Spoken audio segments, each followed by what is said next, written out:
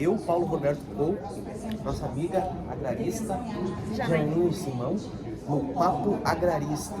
Janaíne, a gente está aqui no 7º Congresso Nacional do Direito Agrário, anteriormente, sem Mineira, né? E a gente propõe o seu trabalho e também é uma área que também atua o endividamento do agricultor, o endividamento dos arrendatários também, o endividamento da produção, né, agrícola no país. A gente está numa fase com alta de juros, né, alguns eventos climáticos, e a gente está percebendo também uma situação em que a margem de lucro do produtor também tem diminuído.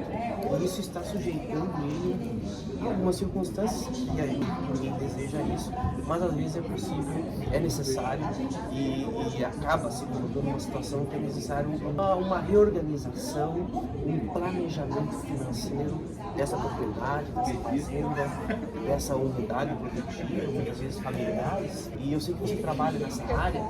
E qual seria então a importância do produtor rural e ter isso em mente, às vezes tomar medidas preventivas ou às vezes tomar algumas medidas anteriores até que evitar criar uma bola de neve?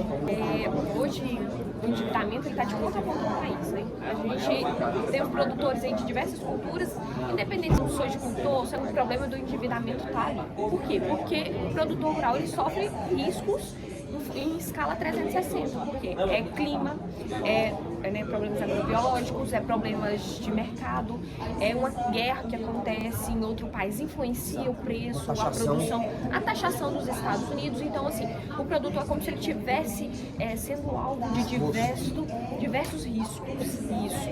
E o que a gente percebe também é que o produtor, ele é o único profissional que atua, ele é o único profissional que abarca diversos tipos de produtos, de diversas áreas. Ele trabalha com a gestão, ele trabalha com o financeiro, ele trabalha com o operacional. Ele é um profissional que abarca várias áreas dentro da sua produtividade, que é uma empresa no caso, né? E aí o que nós temos percebido? Que o produtor, ele tenta fazer suas renegociações, ele tenta se organizar, mas ele não consegue. É por falta de conhecimento técnico, é por falta de vontade, é por falta que ele está esbanjando dinheiro? Não, é por falta de conseguir fazer uma conexão entre esses pontos. E é por isso que entra o profissional especializado para ajudá-lo nessa questão. Então, o que eu tenho muito assessorado, quando chega um produtor endividado para mim, nós analisamos essa questão e propomos uma reestruturação das dívidas. Quanto que o produtor está devendo, qual que são os caminhos que nós temos e quais são os caminhos mais econômicos. Por quê? Porque o produtor já está em escala de dívida. Eu tenho que buscar um caminho que seja mais econômico, porque senão vai virar uma bola de neve. O principal ponto é trabalhar a conscientização do produtor. O produtor, ele é gestor, ele é negociador, ele é o operador ali da sua propriedade, mas está faltando um pouco de consciência nessa questão dele se rodear de profissionais adequados para tomar a melhor decisão. Isso é importante, que a gente está aqui no Congresso Científico, né? Palestras com pessoas das mais variadas áreas do direito, todos do direito agrário. A gente sabe que o direito agrário é muito grande, então você pode tratar de crédito rural, você pode tratar sobre regularização fundiária. E a gente sabe que o crédito rural, ele é um crédito, não é uma negociação bancária comum, não é um crédito bancário normal, digamos assim. Ele tem requisitos especiais, inclusive o Manual do Crédito Rural tem regramentos que devem ser obrigatoriamente emitidos pelo banco. Nessa reestruturação, é importante a gente ter um advogado que conheça de crédito rural, conheça dos instrumentos de direito agrário, para poder dar uma melhor solução para esse produtor que está nessa situação financeira desfavorável. Hoje tem muita gente falando em recuperação judicial. A recuperação judicial virou um case como se ela fosse a única possível, a fórmula mágica para tentar resolver esse problema, né? A gente sabe que é um instrumento que existe, né?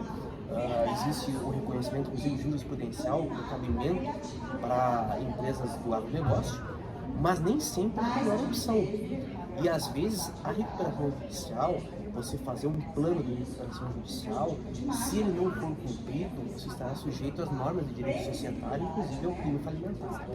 E então é importante a gente trazer esse elemento, porque muitas vezes não é necessário chegar a esse ponto para resolver a situação dele, e o produtor tem que estar muito atento para talvez comprar um serviço como uma solução mágica que na verdade pode ser até pior. A recuperação judicial é uma ferramenta muito poderosa, mas é como se fosse um medicamento muito poderoso. É um antibiótico que deve ser utilizado na causa específica.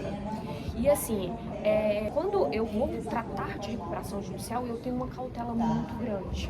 Por quê? Porque é um produto caro, é uma medicação muito cara. E aí, às vezes, ela é vendida como uma fórmula mágica e, às vezes, ao invés dela estancar aquela ferida, ela aumenta. É mais uma conta, mais uma dívida na conta do produtor rural. Então, por isso que nós trabalhamos a recuperação judicial como se ela fosse a última fase do processo. Então, a gente trabalha a questão da reestruturação de dívidas, analisando a questão do produtor rural e como que ele pode, né, conduzir aquele endividamento e, se necessário for, invocamos a recuperação judicial. A recuperação judicial está muito em voga, mas o produtor rural ele tem que analisar que ela tem várias consequências. E uma delas é que o agro ele está dentro do interior. Então, onde fica a figura daquele produtor rural que trabalha no interior quando ele invoca uma recuperação judicial? O nome dele fica estremecido no mercado. Então, e ainda mais se ele tiver ali um plano negado. Então, se ele tiver um plano negado, ele vai ter custas com perícias, custas judiciais, custa com os honorários dos advogados que, né, orientaram ele nessa recuperação judicial. Então, é um medicamento poderoso, sim, mas ele deve ser usado com muita cautela. A gente tem percebido também em relação aos bancos, talvez até uma predisposição para negociar, porque é interessante para o banco manter segurança. Então, o que acontece? Às vezes, uma boa negociação é melhor do que uma judicialização. Às vezes, uma boa negociação é melhor do que uma judicialização. Então, quando o cliente procura, às vezes a solução dele não é uma ação judicial, não é uma ação revisional ou não é um embargo à execução. Talvez é uma conversa, uma pessoa que realmente conheça, com um banco, uma gerência disposta a ouvir bons argumentos para que seja vantajoso ele fazer um alongamento dessa dívida. Manter aquele cliente produzindo. E manter o cliente que vai continuar acionando crédito, sendo necessário para a sua produção, o custeio, investimento, a modernização da... Assim, eu acho que a palavra-chave é conscientização. Conscientização do produtor de fazer essa reestruturação e conscientização das instituições financeiras em preservar o direito dos produtores rurais. Porque quando uma instituição financeira, ela, vamos dizer assim, fere o direito dos produtores em relação ao manual do crédito rural, a questão da prorrogação, ela está contribuindo para que aquele produtor fique inadimplente e dificulte a sua produção, que é a moeda que ele vai pagar, né, aquele financiamento. E aí acaba que aquele produtor, ele acaba entrando numa bola de neve de refinanciamentos, por exemplo, para pagar essa dívida, e ele deixa de ser um produtor que está crescendo, né, que tem uma escala de crescimento, para um produtor em declínio. E os bancos, assim, né, tantas notícias, estão criticando muitas recuperações judiciais, de fato, mas eles têm que um gatilho para negociação. Mas eles têm que reavaliar o posicionamento dos seus gerentes. Porque se ele questiona a recuperação judicial, mas o gerente não preserva o direito do produtor que consta no manual do crédito rural, isso choca. E aí não tem outra alternativa senão não tem outra. Exatamente. Então, é caro para o banco, é caro para o produtor. Então, o ideal é que tenha, sim, essa negociação extrajudicial e que os bancos reavaliem a sua postura. Exatamente. Precisa dessa conscientização dos bancos, inclusive. Exatamente. Então, os bancos, eles querem manter o fluxo de caixa, eles querem manter os juros legais, sim. Mas os produtores também têm que ter seus direitos garantidos. É uma via de mão dupla, onde a instituição ganha, o produtor ganha, o agronegócio continua crescendo. Isso aí, muito obrigado. A Jaine também, ela participa, é uma advogada presente nas redes sociais, produção de conteúdo. Acompanhe ela nas redes sociais e curte e compartilhe nosso vídeo. Até o próximo Papo Agrarista. obrigado.